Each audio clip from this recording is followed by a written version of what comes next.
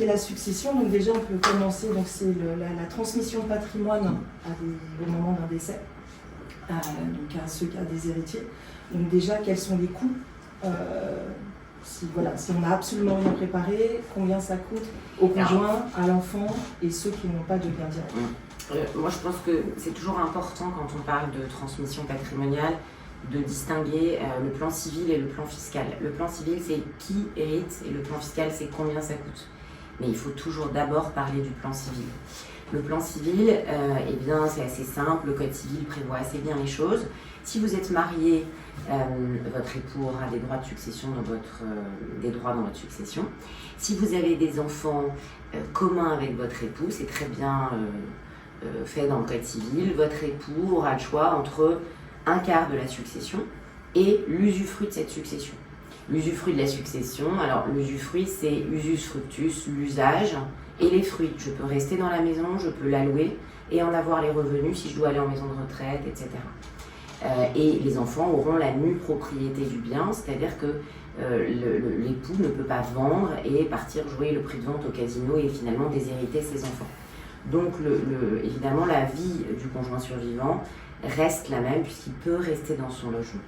La difficulté, elle est quand, ce qui arrive de plus en plus aujourd'hui, le défunt avait des enfants d'un autre lit, pas seulement des enfants avec le conjoint survivant. Là, à ce moment-là, le code civil prévoit que l'époux reçoit 25% de la succession. Il n'y a plus d'usufruit. Et là, il faut absolument aller voir un notaire pour faire une donation entre époux ou un testament, si vous voulez laisser l'usufruit à votre conjoint survivant. Donc voilà, ça c'est les droits du conjoint survivant. Si vous n'avez pas de conjoint survivant, parce que vous êtes divorcé, parce que votre époux vous est prédécédé, etc., vos enfants vont hériter de votre succession à part égale. Vous avez 3 enfants, ils auront chacun un tiers. Si vous n'avez pas d'époux et pas d'enfants, ce sont vos parents et vos frères et sœurs qui vont hériter.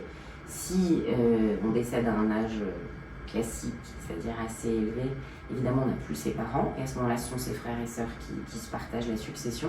Et si vos frères et sœurs vous sont prédécédés, vos neveux viennent les représenter, vos frères et sœurs.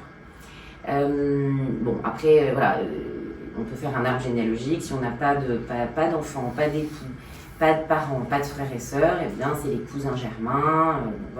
Après on remonte dans l'arbre généalogique, je ne vais pas tout détailler parce que c'est un peu complexe. Et les droits de succession, combien ça coûte? Eh bien, plus on s'éloigne de la ligne directe, ascendante ou descendante, les parents ou les enfants, et plus ça coûte cher. C'est la double peine. Vous n'avez pas pu avoir d'enfants et en plus, vous avez un neveu qui s'occupe de vous et il va payer 55% de droits de succession. Alors le conjoint survivant depuis 2007 est exonéré de droits de succession. Ça veut dire qu'il ne paye rien au moment du décès de son conjoint, et ça a été vraiment une évolution que personne n'a remis en cause d'ailleurs, parce qu'il y a beaucoup de choses dans la loi de 2007 qui ont été remises en cause par les présidents successifs et les gouvernements ensuite. Ça, l'exonération du conjoint survivant des droits de succession, personne n'y a touché. Mariage, Pacs? Alors, mariage, Pacs. Okay. C'est important de poser la question. En fait, le Pacs et le mariage ont le même statut fiscal. Tout le monde est exonéré de droits de succession, mais ils n'ont pas le même statut civil. Alors on va rentrer dans quelque chose d'un peu technique, donc j'espère que je ne vais pas vous perdre. Vous m'arrêtez, vous criez, ça ne va pas. En droit français, on a ce qu'on appelle une réserve héréditaire, c'est-à-dire que vous ne pouvez pas déshériter vos enfants. Et donc vous avez un enfant, la réserve héréditaire c'est la moitié, vous avez 2 enfants c'est 2 tiers, vous avez 3 enfants c'est 3 quarts. Et si vous avez encore plus que 3 enfants, c'est toujours 3 quarts divisé par le nombre d'enfants que vous avez. Donc, cette réserve héréditaire, elle ne peut être entamée par l'usufruit que si vous êtes marié. Il n'y a que le conjoint survivant qui peut avoir l'usufruit de la réserve héréditaire, donc pas le copartenaire de Pacs. Okay. Donc c'est important effectivement, si on veut absolument pas se marier, qu'on est allergique et que d'aller voir un notaire, voir avec lui comment. Alors on peut paxer les gens, on peut leur faire des testaments. Mais le testament ne s'appliquera que si les enfants le laissent s'appliquer. Il pourrait s'opposer à ce que le copartenaire de Pacs survivant ait l'usufruit des biens immobiliers et reste dans les biens. Donc un testament ne garantit pas tout? Non, pas quand on est pacsé. Okay. Il n'y a que le mariage, et le testament, la donation entre époux ou l'application des droits légaux s'il n'y a que des enfants communs qui fonctionnent. Ok. On revient sur les chiffres, donc on a parlé de ceux qui n'étaient pas en ligne directe. Combien ça coûte pour les enfants? Alors, les enfants, il y a un abattement de 100 000 € par enfant.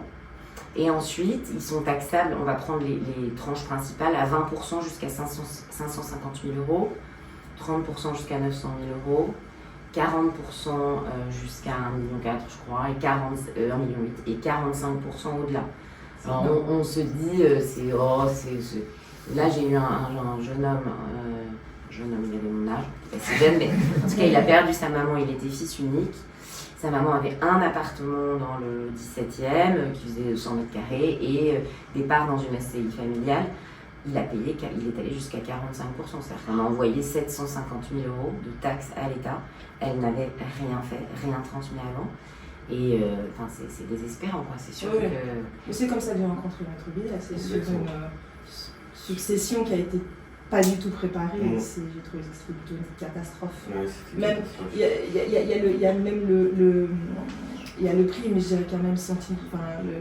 Je me souviens de cette femme qui disait à un moment, la sœur, qui dit à un moment, finalement à la fin, on en veut à ses parents. C'est-à-dire qu'il y a ce sentiment quand les parents n'ont pas bien préparé de se retrouver en fait dans un espèce d'une araignée fiscale qui commence à vous. C'est qu'en fait il y a même des sentiments. En plus, il y a 6 mois pour payer les droits de succession. Donc, quand le marché de l'immobilier, quand vous avez un appartement bien placé, que le marché de l'immobilier se porte bien, ça va à peu près. Mais sinon, si vous avez à vider les biens, à les mettre en vente, à trouver un acquéreur, qui les sont prêts, ça peut devenir compliqué. Donc non, c'est sûr que, et on peut quand même organiser la succession. Alors, on ne fait pas de miracle, et il y a évidemment de moins en moins de tolérance du fisc. Donc on ne fait pas de miracle, mais plus on consulte un notaire jeune et plus on met des choses en place jeunes, et mieux c'est, puisque l'abattement de 100 000 € dont on parlait existe évidemment aussi en donation. Et il renaît tous les...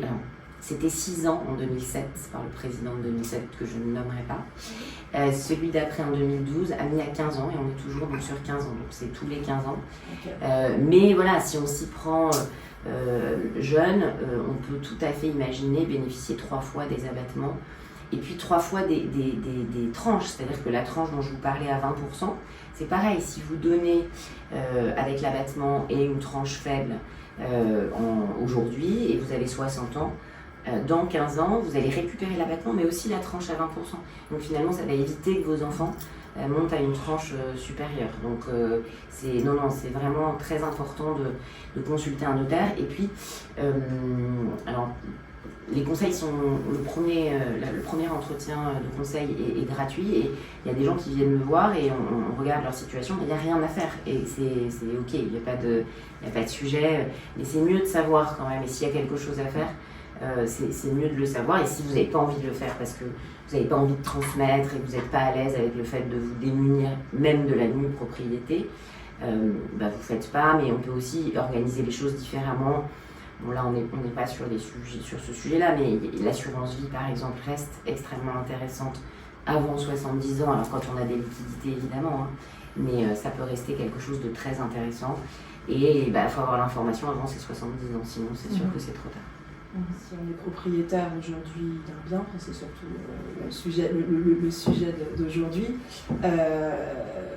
quelles sont nos possibilités? Alors, par exemple, si je suis propriétaire d'un bien, je n'ai pas fait de SCI, parce qu'on va parler de ça de la SCI après, mais si je n'ai pas fait de SCI, je suis juste propriétaire d'un bien, qu'est-ce que je fais? Donc, je vais faire une donation, quelles sont mes possibilités? Alors, les 2 leviers aujourd'hui de transmission qui vont vous aider à payer moins de droits, c'est utiliser plusieurs fois l'abattement, on l'a dit, et c'est aussi transmettre la nue propriété. Pour quelle raison? En fait, donc là, quand vous êtes propriétaire immobilier, vous êtes plein propriétaire de votre bien. La pleine propriété, c'est l'usage, les fruits, je peux louer mon appartement, et la disposition, je peux le vendre.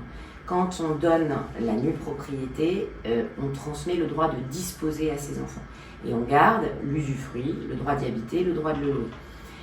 Évidemment, le nu propriétaire, dont je vous disais qu'il avait le droit de disposer, ne peut pas forcer l'usufruitier à vendre, donc vous êtes sécurisé sur ce sujet.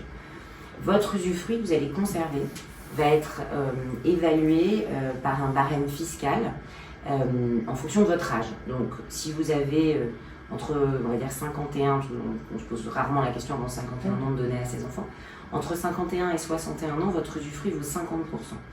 Et donc si vous donnez une partie, un petit bien, un studio que vous avez, vous n'êtes pas obligé de donner votre résidence principale au départ, ou une partie de votre résidence principale, à 55 ans, vous allez transmettre la nue propriété estimée à 50% de sa valeur.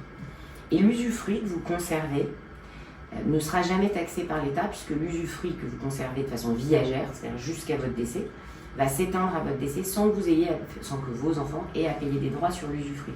Donc finalement, ça va réduire l'assiette taxable à la nue propriété. D'accord. Et donc plus on est jeune, et plus cette assiette est réduite. Donc ça ne veut pas dire qu'il n'y a pas de frais au moment du décès si on fait une donation. Si vous avez un bien immobilier que vous transmettez en nue propriété à vos enfants, vous faites une donation, vous allez payer éventuellement des droits de donation suivant la valeur du bien, et puis des frais de notaire aussi suivant la valeur du bien. Et au décès, vous n'avez même pas besoin d'aller voir un notaire. Ils viennent vous voir le lendemain avec l'acte de décès, l'acte de donation. Vous mettez le bien en vente le lendemain du décès. D'accord. Je caricature un peu. Oui, bien sûr. Mais il n'y a pas de notaire à consulter. Ok.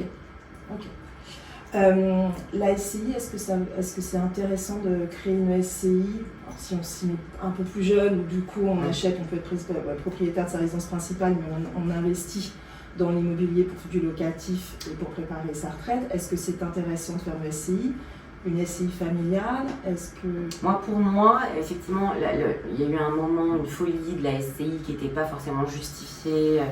Je me souviens de mes parents qui ont tout acheté en SCI, ils ne savent pas pourquoi, mais bon voilà, c'était comme ça, on leur avait dit qu'il fallait faire comme ça. Ça n'a pas forcément d'intérêt, on ne fait pas les bilans, etc. Bon bref. En revanche, la SCI, elle a un vrai intérêt quand on investit, effectivement, pour moi, dans le locatif, mais il y a peut-être un autre avis, mais quand vous achetez un bien immobilier 200 000 et que vous faites un prêt de 200 000, si vous donnez le bien immobilier à vos enfants, vous donnez une valeur qui est de 200 000. Quand vous faites une SCI qui achète le bien immobilier en s'endettant, vous donnez des parts de SCI, la nue propriété éventuellement c'est possible aussi, et ça vaut zéro, parce que la SCI elle vient d'acheter un bien et elle s'est endettée à la même hauteur, donc ça vaut zéro. Et le prêt va être remboursé de façon automatique tous les mois par le loyer, et donc vos enfants qui étaient nus propriétaires de parts pour zéro, et donc vous avez payé des droits de succession et des frais de notaire pour zéro, à votre décès, ils sont pleins propriétaires de parts de société pour une valeur de 200 000 si le bien, par exemple, n'a pas évolué. Donc ça, c'est très intéressant quand vous faites un prêt et que le bien est loué. Ok. Et du coup, quelle part je donne à mes enfants? Parce qu'il y a un pourcentage... La nue propriété de la totalité des parts, ou de toutes les parts moins une, de la SCI. Oui. Ok. Vous constituez une société avec 1 000 euros. Ouais. Les parts sont numérotées et je donne les parts 1 à 10 en une propriété à tel enfant et les parts 11 à 20 à tel enfant en une propriété. Ok. C'est très simple. Okay. Après, il faut aménager dans les statuts tout ce qui est en cas de vente qui touche le bien, comment ça se passe, qui a les droits de vote, est-ce que c'est l'usufruitier, est-ce que le propriétaire est convoqué à l'Assemblée générale. Voilà, ça s'aménage dans les statuts.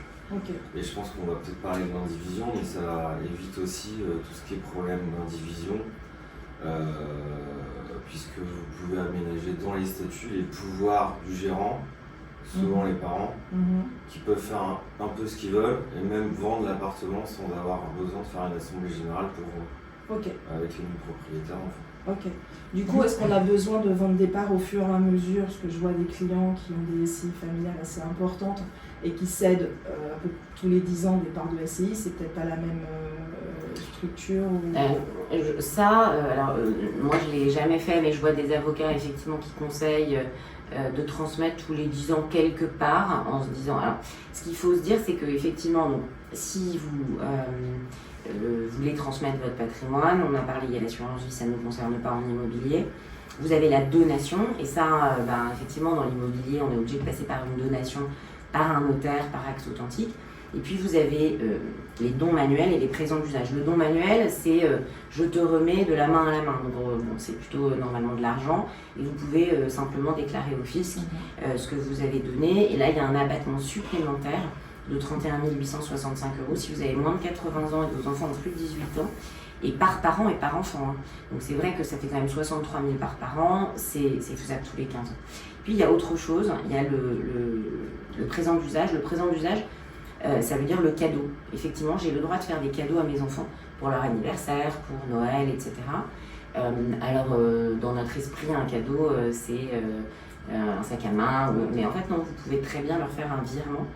Et ça, le présent d'usage, ça peut être aussi des parts de société. C'est ce que font certains avocats. C'est que quelquefois, ils transmettent quelques parts de société en se disant c'est un présent d'usage. Bon. Il y a un montant. Alors, il n'y a pas de montant défini, mais on dit qu'il y a une tolérance fiscale à hauteur de 3% de votre patrimoine, ce qui est quand même énorme. Et pour la petite histoire, vous avez tous entendu cette célèbre histoire de Madame Bettencourt qui transmettait à un monsieur, et elle l'a beaucoup fait comme elle était très très très très riche.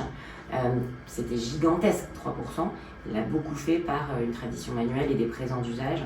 Et elle a fait aussi des donations où elle a payé des droits. Mais beaucoup, parce que suivant le montant de votre patrimoine et de vos revenus, vous pouvez transmettre à vos enfants. Et donc quelquefois les gens disent mais moi j'ai utilisé tous les abattements, alors on leur retrouve ces 31 865 € dont ils ne sont pas servis, parce que l'enfant veut acheter un appartement, etc. Et puis je leur dis, là c'est son anniversaire, vous lui envoyez 10 000, à Noël vous lui envoyez 10 000, et on va arriver à lui donner les 100 000, et alors que vous aviez vous avez déjà donné les 100 000 € d'abattement. Donc on ne fait pas de miracle non plus, hein, ça, on ne sait pas faire, mais on peut arriver effectivement à retrouver des choses, des petites choses, mais mises bout à bout, c'est quand même, ça fait à chaque fois baisser les droits de succession. Bien sûr. Les 3%, c'est parents et par donataire? Alors, il semble que oui, mais c'est des tolérances fiscales. Moi, ça me paraît beaucoup. Oui. Et lorsqu'on a de faibles revenus, du coup, on part sur le principe du pourcentage du patrimoine? Alors, c'est ça. Et est-ce que c'est cumulatif ou pas? 3% des revenus, 3% du patrimoine. Il n'y a pas de règle écrite hein, légalement. Donc, moi, je pense que oui, vous pouvez partir sur 3% du patrimoine. Après, en fait, c'est toujours pareil. Hein. Quand il y a un contrôle fiscal, on reçoit une demande d'information du fisc et on va s'expliquer avec eux. Si on ne fait pas n'importe quoi, le fisc, il faut lui expliquer avec il a votre déclaration d'impôt sur le revenu. On ne fait pas forcément tous de déclaration IFI, mais en tout cas, on peut dresser rapidement un inventaire de son patrimoine. Et donc, voilà, s'expliquer sur... moi, je le faisais, j'avais un monsieur qui avait eu 2 enfants avec sa femme, et sa femme avait eu 3 enfants d'un premier lit qu'il avait vraiment élevé. Et il souhaitait, à leur mariage, leur donner 100 000 € à chacun. Sauf que le premier, c'était un de ses enfants, il ne s'est pas trop posé de questions, puis le deuxième, c'était pas son enfant. Et il me dit, mais en fait, il y a 60% de taxes. Je dis, non mais attendez, on a parlé de votre patrimoine immobilier récemment, c'était environ 20 millions d'euros. Enfin, évidemment que c'est présent d'usage au moment du mariage, 100 000 €, il n'y a aucun problème. Et la banque nous a posé des questions, j'ai fait un mail. J'imagine que la banque a quand même fait une déclaration de soupçon auprès de l'administration fiscale. Et il n'a jamais été ennuyé. D'accord. Donc voilà. Mais donc il y a des droits sur les présents d'usage? Non. Non. Parce que les cas catastrophes, on en connaît tous. Quand on parle de donation, je voulais parler du droit de retour. C'est que j'ai eu le cas d'une cliente qui a acheté un appartement à sa fille, qui hélas s'est tuée dans un accident de voiture 2 ans après. Elle était l'héritière parce que sa fille était jeune, n'était ni mariée ni d'enfant, et du coup elle a été obligée de payer des droits de nouveau. Elle avait payé des droits quand elle a donné l'appartement, elle a été obligée de repayer des droits le jour du décès de sa fille. Donc ça, est-ce que ça peut se prévoir? Mais en fait, la réponse est dans votre intitulé, c'est qu'en fait, elle n'a pas donné l'appartement, elle a donné l'argent pour acheter l'appartement, je pense, dans cette histoire. Et c'est pour ça qu'il n'y a pas eu de droit de retour qui s'est appliqué, parce qu'effectivement, dans les donations, on essaie de protéger le donateur, puisque vous vous démunissez quand vous donnez, et on prévoit un certain nombre de clauses, et notamment un droit de retour conventionnel facultatif. Donc vous choisissez au moment du décès de votre enfant, s'il a des enfants, s'il est marié, si vous voulez faire appliquer le droit de retour. Et le droit de retour, c'est Alors, il y a quand même des frais de notaire parce qu'il faut remuter au service de la Il y a des défense. frais, il y a des frais. Mais il n'y a si pas je de veux le droit, pouvoir. il n'y a pas de droit de succession. Le bien vous revient, remonte dans votre patrimoine sans payer de droit de succession. Ok. Et si je donne un bien à mes enfants, je veux dire un de mes fils se marie, que mon fils décède, mais par exemple, je vais donner une maison de famille. On va dire que j'y suis particulièrement attachée, on a cette maison depuis des années, et je voudrais pas, par exemple, que la maison revienne à sa compagne ou son conjoint. Est-ce qu'il y a une possibilité C'est le droit de retour. Droit de retour aussi. Parce que le droit de retour, normalement, on met en cas de décès sans postérité, c'est-à-dire si vous n'avez en cas de décès sans enfant. Okay. Donc si vous décédez avec un conjoint, ça vous revient. Ok, même s'il est marié. Automatiquement. Et puis quand on donne par exemple des parts d'une société familiale d'exploitation, on est entrepreneur, vos enfants travaillent avec vous, vous leur donnez les parts, là, moi je mets un droit de retour, j'enlève le sans postérité, c'est-à-dire qu'il y a un droit de retour au décès de l'enfant. Parce que si les petits-enfants ils ont 2 ans, évidemment le tuteur ça sera la mère. Dans ces cas-là, malheureusement, en général, il y a souvent des disputes et des conflits avec la belle-fille pour des raisons financières, etc. Bref, donc non, c'est pas souhaitable effectivement dans certaines donations que le droit de retour, que le bien aille aux enfants mineurs et qu'il n'y ait pas de droit de retour automatique. Okay. Donc oui, non, il y a toujours, on met toujours un droit de retour conventionnel. Ok. Est-ce que je peux vous poser Allez-y. une question pour revenir à ce que vous avez dit précédemment? Je crois que moi j'ai tout fait pour mes enfants jusqu'au bien immobilier, d'accord? J'avais 2 appartements, à l'époque on m'a déconseillé de faire une donation et de ne garder que l'usufruit, parce que si j'avais un besoin, je n'étais plus libre, ça compliquait les choses pour revendre l'appartement. Maintenant, Sandrine, je suis en train de rechercher un seul appartement, d'accord? Et ce sera probablement mon dernier appartement.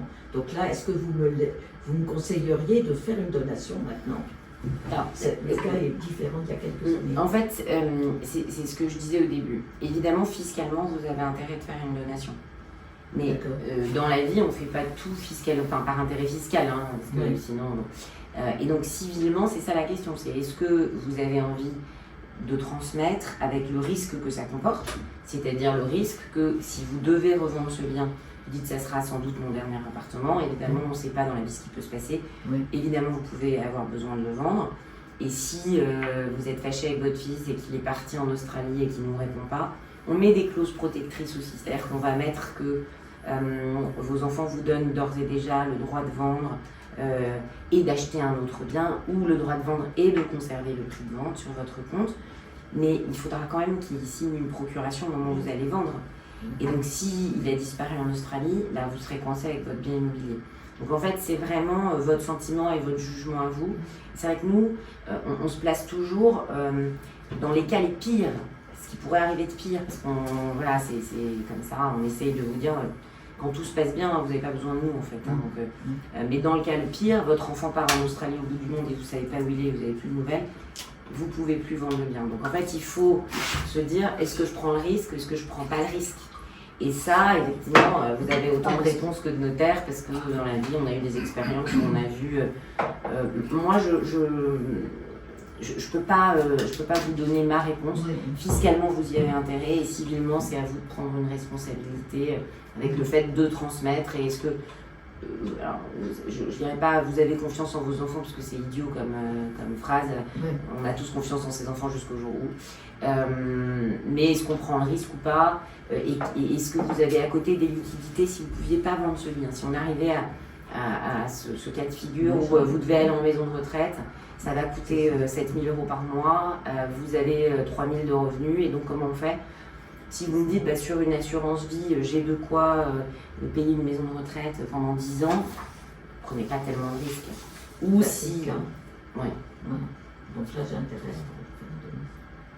Parce que ce qui risque d'arriver, c'est d'avoir besoin d'argent pour payer un EHPAD par exemple. Exactement. D'accord. Mais ça c'est mes enfants qui peuvent gérer, j'ai aussi un mandat de protection future. Et c'est bon. Très bien. Donc je pense que là, ils deviennent maîtres et c'est eux qui font ce qu'ils veulent d'appartement pour payer les pas. Oui. D'accord. Alors, Je vais vous préciser aussi, je reviens à la SCI, ça peut aussi avoir un intérêt, c'est d'acheter l'appartement en SCI. Vous Ouais. avez 97 parts de la SCI, et vous, je ne sais pas combien vous avez d'enfants, mais si vous avez 3 enfants, 3, donc chacun une part. Vous prévoyez, vous êtes gérante, vous prévoyez dans les statuts que vous aurez le droit de vendre, d'acheter et de vendre, sans avoir besoin de faire d'assemblée générale. Et là, vous avez besoin de la signature de personne. Alors nous, il y a 10 ans, on a acheté un appartement. On a fait un don manuel à notre fille, on a une seule fille. Un don manuel, on ne pouvait que donner certaines sommes par rapport à notre âge. Et aujourd'hui, alors on a l'usufruit et elle a la nue propriété. Et moi, j'aimerais savoir si on peut faire quelque chose supplémentaire pour qu'elle ait entièrement cet appartement qui est parce que je pense que... Vous voulez faire une donation complète? Ouais. Alors oui, on peut donner l'usufruit pour qu'elle soit plein propriétaire du bien et que vous n'ayez plus l'usufruit. Mais fiscalement, vous allez utiliser des abattements, payer des droits sur quelque chose qui, à votre décès, va s'éteindre de lui-même sans payer de taxes. Donc, voilà, fiscalement, c'est pas intéressant de donner l'usufruit. Après, on ne fait pas tout fiscalement à nouveau. Et le fisc autorise à ce que vous soyez usufruitière du bien et que votre fille habite dans l'appartement. Donc, en vrai, ça n'a pas vraiment d'intérêt, à mon avis, de lui donner l'usufruit. Sauf un cas particulier, je ne sais pas, hein, peut-être que vous avez une situation particulière qui ferait que vous avez besoin de lui laisser l'usufruit. La seule difficulté dans ces histoires, c'est l'IFI, parce que si vous êtes à l'IFI, vous déclarez en tant qu'usufruitière la totalité du bien dont elle a la nue propriété, et en plus dans votre cas dans lequel elle habite. Donc bon, voilà, mais vous vous arrangez avec elle à ce moment-là pour que... D'accord. Et par rapport à ça, c'est un démembrement que nous avons fait. Oui. C'est ça. Hein. Oui. Donc au niveau de la succession, apparemment, c'est bien déjà Oui. le démembrement. Tout à fait. C'est ça. À votre décès, votre usufruit s'éteint, elle devient plein propriétaire, il n'y a rien à faire. D'accord. C'est automatique. Très bien. Est-ce que, donc, du coup, la fille de madame, si par exemple elle souhaite vendre l'appartement aujourd'hui, Il faut l'accord de sa mère. d'accord, mais du coup elle peut bénéficier entièrement du prix de vente? Non. Non. C'est un partage du prix de vente en fonction de l'âge de madame. D'accord. Sachant que, si vous vous entendez bien, vous vendez cet appartement, disons qu'elle veut plus grand, cet appartement vaut 500 000 €. Vous vendez toutes les deux. Le prix de vente devrait être partagé si vous avez 63 ans, 40% pour vous et 60% pour elle. Mais en fait, vous allez réinvestir la totalité de ce prix dans le nouvel appartement. Votre fille, elle va faire un prêt. Vous n'allez pas forcément faire le prêt avec elle. Et elle va acheter un appartement qui vaut 1 million, elle va faire un prêt de 500 000 €. Sur la moitié de l'appartement, il y aura un démembrement entre votre fille et vous. Sur l'autre moitié, elle sera plein propriétaire, par exemple. Et aujourd'hui, si on achète un appartement, une SCI, pour nous, c'est mieux. Là, vous m'en avez pas dit assez pour que je vous réponde. Vous allez faire un prêt? Justement, non, peut-être pas. On le paierait peut-être. Mais là, j'ai entendu qu'il valait mieux faire un prêt. Donc, c'est ce qu'ils essaient. Alors, moi, je vous ai dit, oui, la SCI est intéressante parce qu'on peut donner les parts de la SCI et quand il y a un prêt, c'est plus intéressant sur la valorisation des parts plutôt que la valorisation du bien. Je ne sais pas si j'ai pas été trop rapide, c'est-à-dire que vous avez à l'actif de la SCI un bien qui vaut 200 000, au passif un prêt qui est 200 000. 200 moins 200, c'est 0. Les parts de la société valent 0. Et petit à petit, au cours de la vie de la société, le prêt il va se rembourser avec les loyers. Il n'y aura plus que le bien qui vaut 200 000 et donc vous aurez donné des parts de société qui valaient 0 et à la fin elles valent 200 000 €. Donc vous n'aurez pas payé de droit vos enfants n'auront pas payé de droit de succession sur ces parts. Mais ce que Charles disait aussi, c'est que le deuxième intérêt, c'est l'aménagement des pouvoirs du gérant ou de l'usufruitier dans les statuts. Et donc en fait, quand on a un démembrement sur un bien, je suis obligée de... Alors on peut aménager un peu. Mais on va regarder dans le code civil ce que prévoit le code civil et je vous dis, vous ne pourrez pas vendre toute seule le bien en votre qualité d'usufruitière ou votre fille nue propriétaire ne pourra pas vendre le bien toute seule. Quand ça appartient à une société civile immobilière, si on l'a prévu, le gérant, vous par exemple, vous allez pouvoir vendre le bien sans demander l'accord des associés nus propriétaires ou usufruitiers. Donc ça peut être intéressant en aménageant les pouvoirs du gérant ou de l'usufruitier dans les statuts d'acheter dans le cadre d'une SCI. D'accord. Et là, par contre, c'est vous, en tant que notaire, vous pouvez nous aider un jour où bien ça sûr, se oui. fait. Et par contre, donc si on achète donc cet appartement, elle pourra, ma fille, bénéficier des loyers. Parce que quand on a l'usufruit, je crois que c'est nous qui bénéficions, voilà, Non, c'est ça. ouais.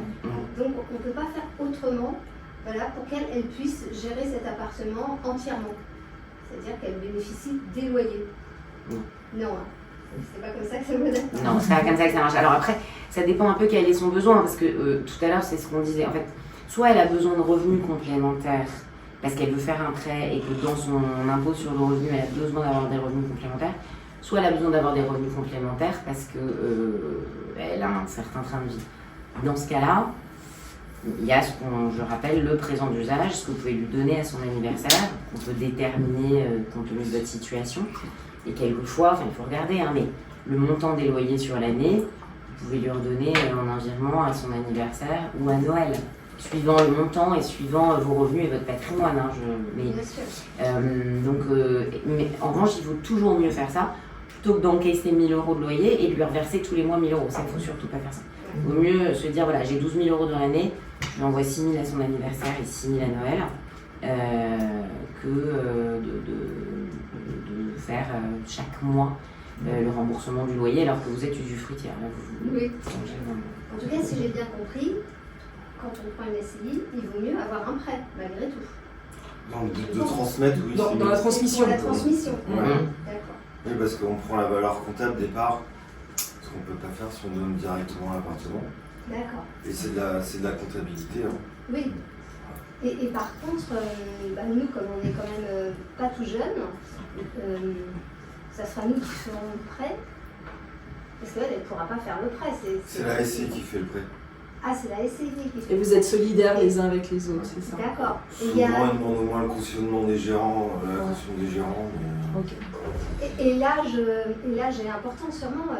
Non, quand on monte une SCI, est-ce qu'il y a des limites, une limite au niveau de l'âge? Aucunement. Non. Non. Non. D'accord.